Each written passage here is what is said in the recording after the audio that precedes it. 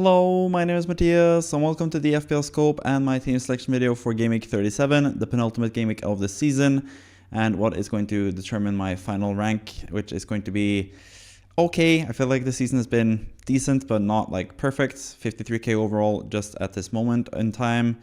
Not going to get into the top 10k most likely, unless there's some sort of miracle the last two game weeks, but top 50k is still obviously within reach. So we'll see what happens there. But we have a lot of things to get through for this video, like we always do with these team selection videos. I'm going to talk through my GW36 score and how I did personally. We're going to look at the manager of the week from this past game week as well, GW36, and how they stack up compared to my team.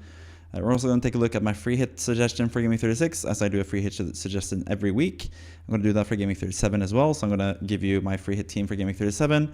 We're also going to take a look at the manager of the week from Game Week 36 and see what they can do in Game Week 37 and Game Week 38 for that matter.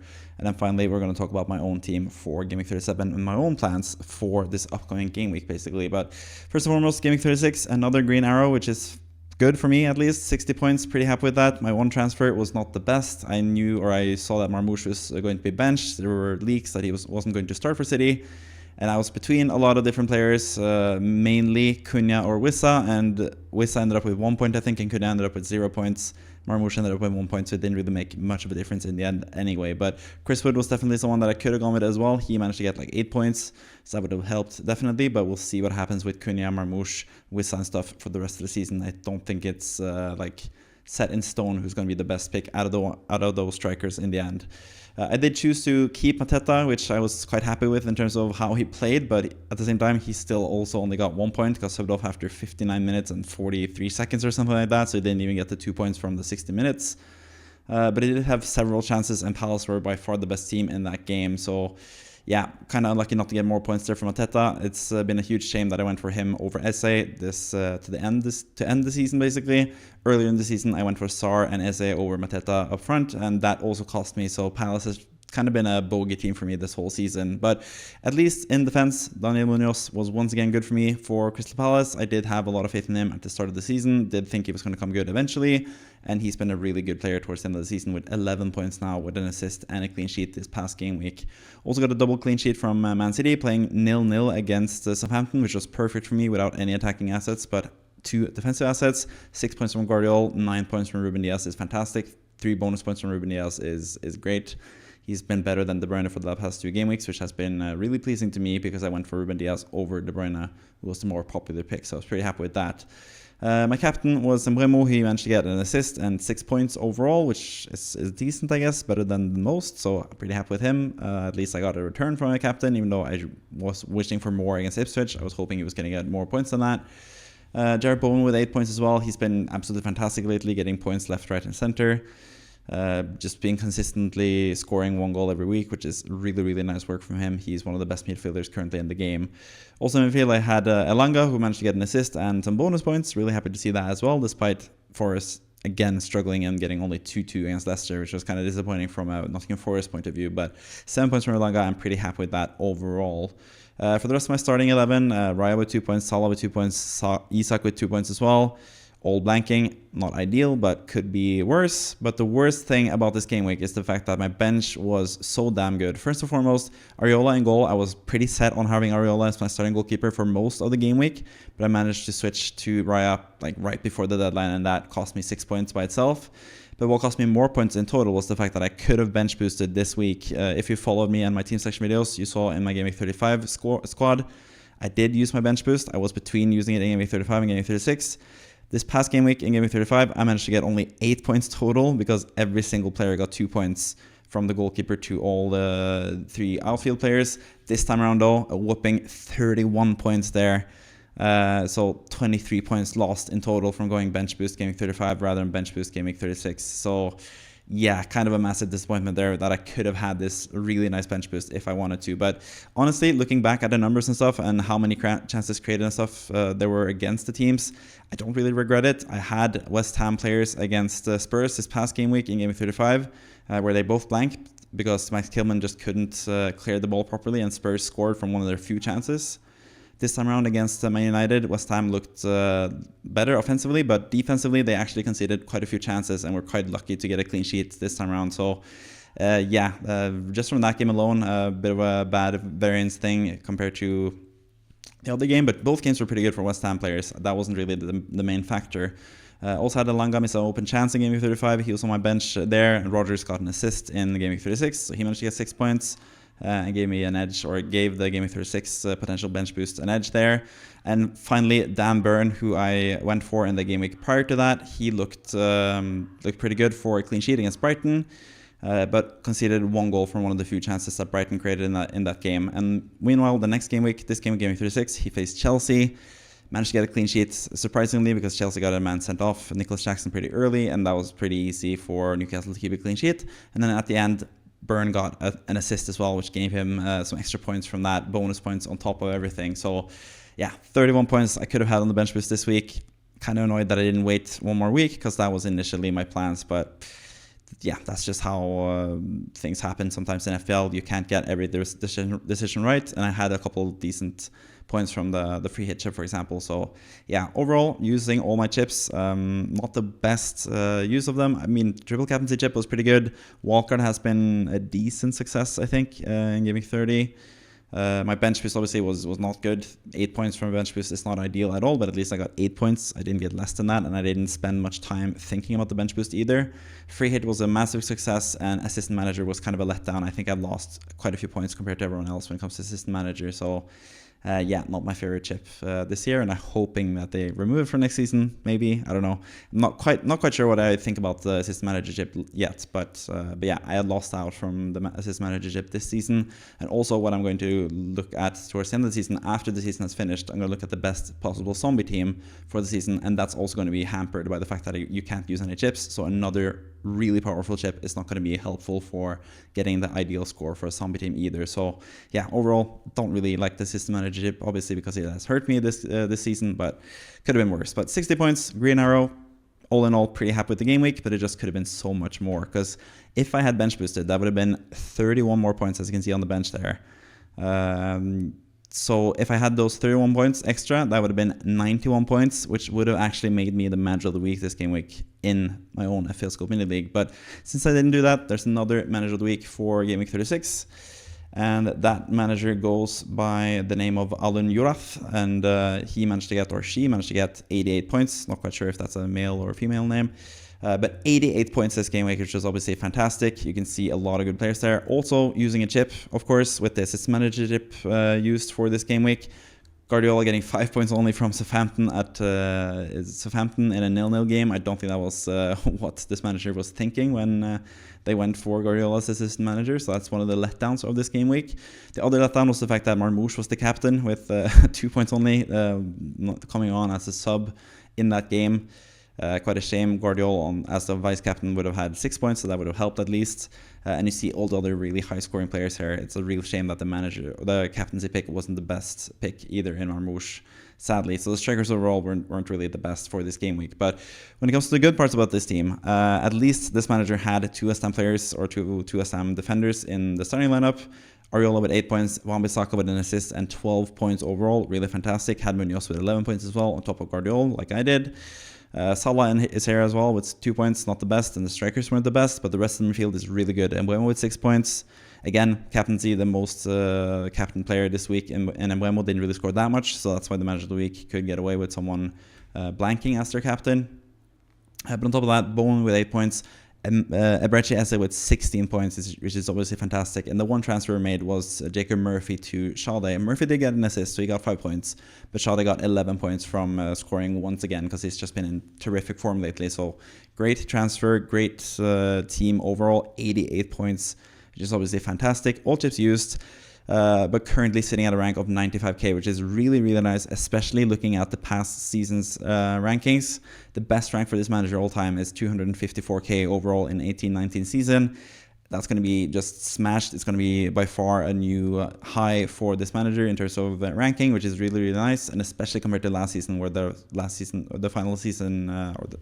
final ranking was 3.4 million, which is pretty much further down than what this manager currently has. So yeah, pretty exciting team overall. Of course, the West Ham players, I do admire that as a West Ham fan, that you have back to West Ham. The Palace players as well stepping up. A lot of people had lost faith in the likes of Munoz and Eze, but they did actually provide the goods in this past game week, so it's nice to see there as well. And Shade as another differential who's really nice to have. Going with him rather than going for Wissa as the striker, which is the main move that most people did. And that gaining you like 10 points from Shade compared to Wissa there as well. So hats off to you. Fantastic game week. We're going to look at your plans a little bit later. I've done it a little bit different this time around. I'm looking at the free hit teams in conjunction afterwards, rather than going with the manager of the week right one after each other in terms of the score and then the plans. Because basically I just wanted to make the point that I could have been manager of the week if I did the bench boost myself. But all congrats to Alan Yorath, who was the manager of the week this week. And if you guys watching want to be in the manager of the week as well, you can join the FPL Scope Mini League with the league code hpxeri. And if you get the highest score in one particular game week, you'll be featured in a video just like Alan Yorath was right now. So keep that in mind for both Gaming 37, Gaming 38, and then next season as well, where I'm also going to keep doing content. So please subscribe if you haven't done that either. And please join the FPL Scope Mini League if you haven't done that as well. Because, yeah, pretty fun to look at all your guys' teams, especially when you do well and you're the manager of the week, basically. Now let's move on to the free hit draft, which is quite a bit worse than this team. I do a free hit team every single game week where I try to select what I think is the best squad to have in this upcoming game week. And this time around I did a really poor job, I guess, because I did get only 40 points overall, 6.7 million game week rank, which is awful. So yeah, not the best game week for my favorite players for this game week. You can go through the team. Sals and Milenkovic both conceding twice against Leicester, which was really surprising, not the best. Coyote in defense with 5 points. I did mention during last week's video that you could have done Kevin Shada instead and tripled up on attack. That would have helped more with this squad. But 5 points at least from Coyote. Getting the clean sheet was at least nice. Guardiola's with the clean sheet there. De Bruyne with 3 points as the vice captain against Southampton. Could have easily been a lot more in that game. Marmouche as well. I made this free hit draft before I knew the leaks that he wasn't going to start. So I thought, I thought he would have a better chance of starting than Haaland, but Haaland ended up starting instead. And neither of them really got any high scores. Also went for Bruno Fernandes over Jared Bowen. Don't really know why I did that, because Bowen has just been in better form, and he's also facing a Man United team that are more concerned about the Europa League. So I really should have just kept faith in Bowen there in the free hit draft. And Bowen was captain. That worked out pretty well. Elanga with 7 points. That worked out pretty well. The strikers were just an abomination this game week. Marmouche 1 point, Cunha 0 points, and Wissa 1 point. Just really, really bad stuff there. So 40 points overall. Not ideal. 2,445 points in total from the free hit drafts that I made all this season. Again, not ideal. 31k. I was hoping to get into the top 10k with the free hit drafts at least, but I haven't really managed to do that either. But there are still 2 more game weeks to go, so maybe I can push on and do well there as well. The bench as well, nothing to write home about. Jose Sa 1 point, Saka 2 points, Aït-Nouri 1 point, and Kirk is 2 points. So all around, it's just a really bad game week for me in terms of free hit drafts. But I'm going to try another time. I do this every single game week. I do a free hit draft for anyone that is on a free hit or anyone that wants to know who are the best players to target for this next upcoming game week. And I'm going to do that again now for Gaming 37, as you'll see right here. So this is the Gaming 37 free hit team, and once again I've sort of tried to target the worst teams in the league, the 3 bottom teams. That's what I usually try to do. Also taking into account a couple other things as we'll get into when you go through the team or when I go through the team here as it stands right now. So first and foremost, Pickford in goal, playing against Southampton at home. Mikolenko against Southampton at home as well. I think that's a pretty good fixture overall for them. Chelsea against Man United. We've just seen Man United now sort of struggle to do anything because they're too preoccupied with the Europa League finals. I think that's going to be the case again. So I think Correa could be a really good option because he's so attacking. And he can easily get a clean sheet for a pretty good Chelsea defense as well. Coyote, I've gone with him once again. I think he's pretty good offensively. He plays against Fulham, which is not the best offensive teams. I think there's decent clean sheet potential there as well. Palmer, I've doubled up with Chelsea there because I think Palmer's going to have a really good game. He's looking back in form now. He's been a lot better lately, even though he didn't really manage to do much against Newcastle. But the game before that, he showed his worth again. So I think it's going to be pretty good. De Bruyne in his final appearance at the Etihad. I think he's going to be a fantastic pick this game week. I have him as my vice captain because I think he's going to be one of the main men. I think Man City are going to try to basically dominate Bournemouth and win by a lot here. And they need to win as well to keep up the Champions League charge because they could be caught out by the teams behind them if they don't get their act together, basically. And Mbeumo, once again, I think is just in really good form. Plays Fulham at home. I think that's a really good game for him, so I'm just going to keep faith in him. And Bowen, I have learned from last time around, I'm just going to keep Bowen now that he's in good form. At home to Nottingham Forest is still a really good game now, because Nottingham Forest are really struggling, because they did twice against Leicester, so I think Bowen could easily score in that game. Maybe against his first brace of the season. Also going with Haaland up front as one of the strikers. I think there are quite a few interesting shouts for differential strikers here. In general, I did think about having Beto, or Betch as I call him, from Everton.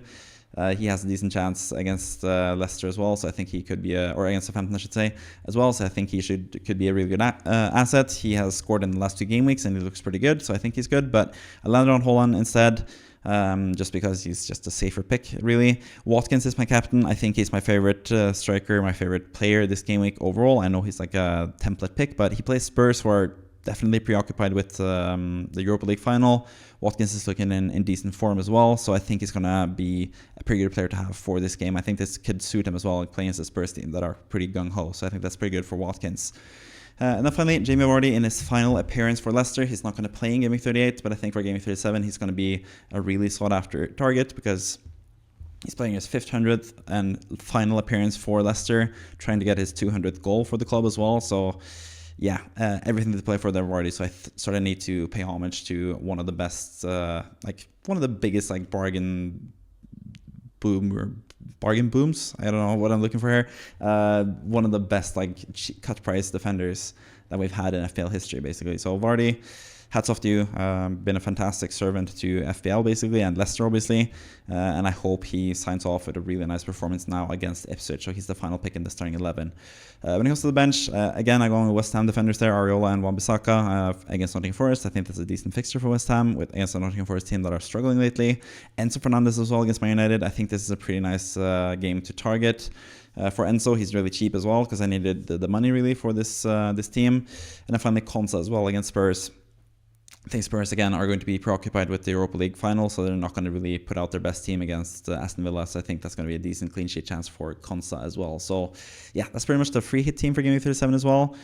Let's see how the free hit teams manage to do overall by the end of the season. 2,445 points as it stands right now.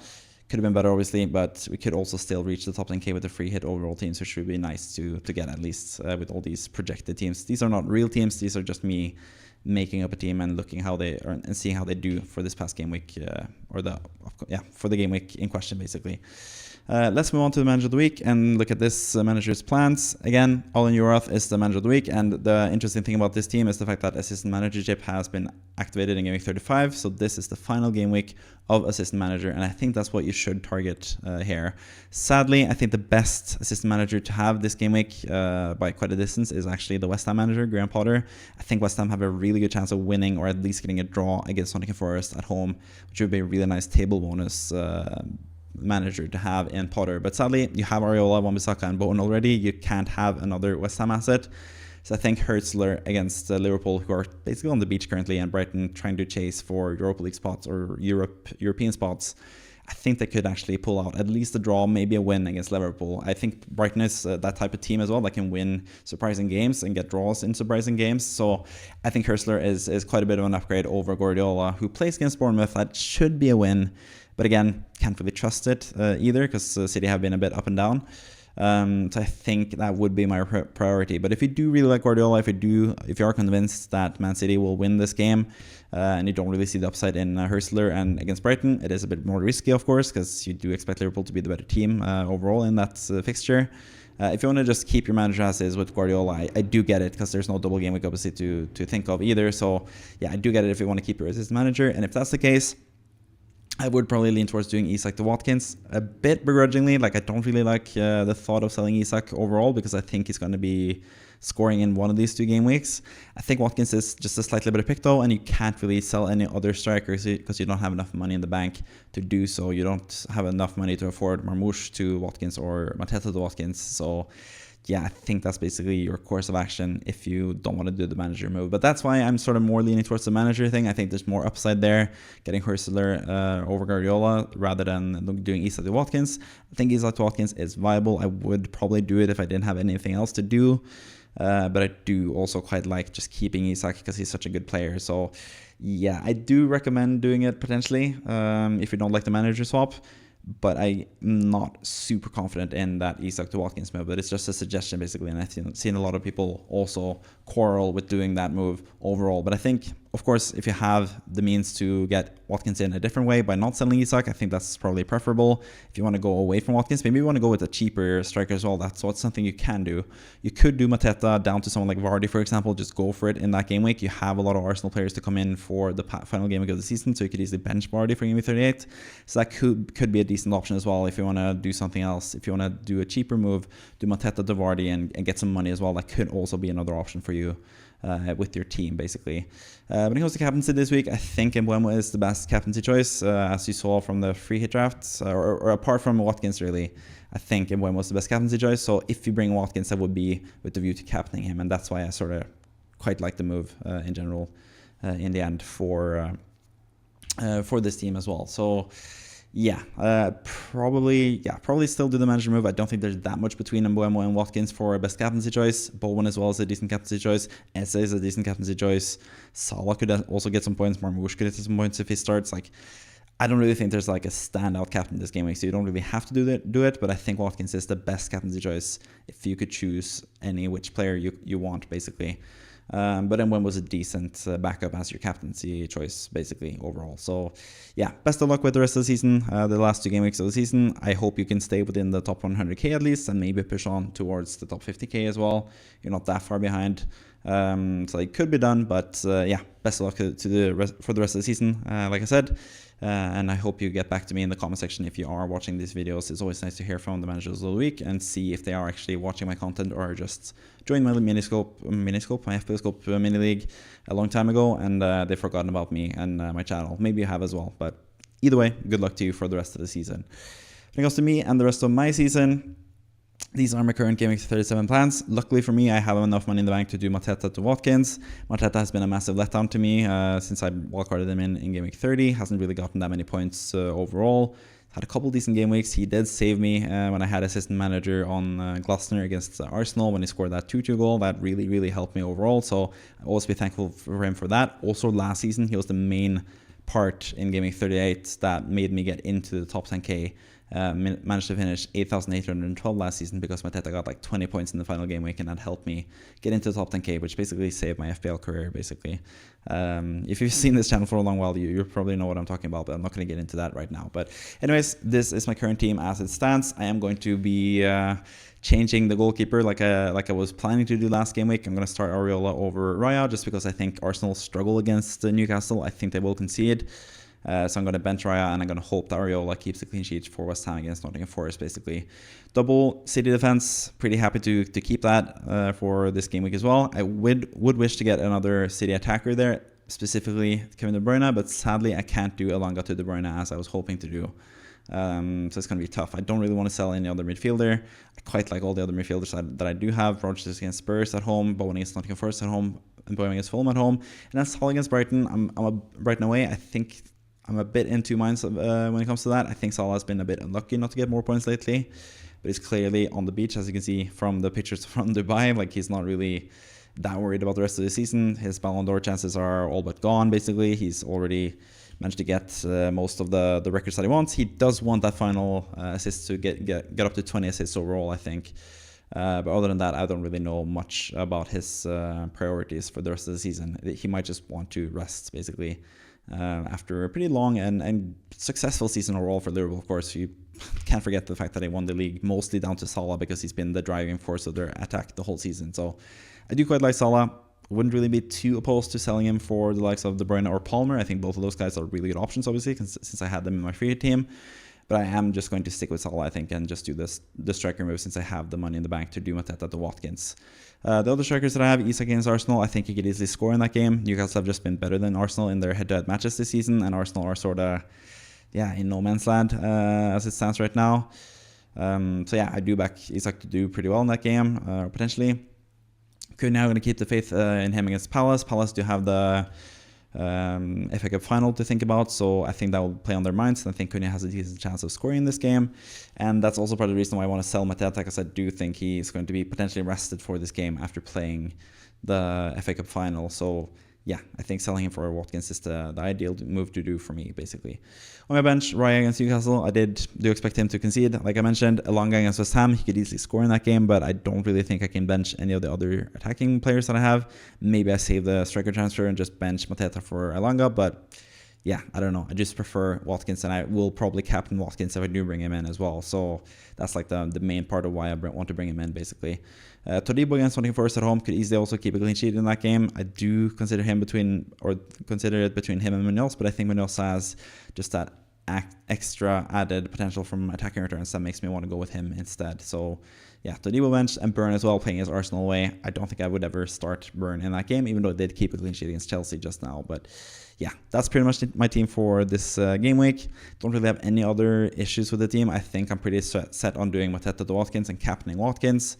And then we'll see what happens for Game Week 38 and how I finish the season, basically. My hope is to get into the top 50k, but I don't really care that much. Whether I'm 70k, 100k, 50k, I'm not really going to reach my goal of 10k, top 10k anyway. So yeah, it's just going to be like a middling, decent season, I guess. So yeah, hoping to finish as high as I can, obviously, but yeah, not really too worried about it either. So just going to have fun with it and see what happens, basically, for the rest of the season. So yeah, I hope you have enjoyed this video. I want you to like the video. Please do help me in the algorithm and all that stuff. Comment down below if there's anything you want answered, or any questions or critiques or praise you want to give me. I'm happy to receive all of that.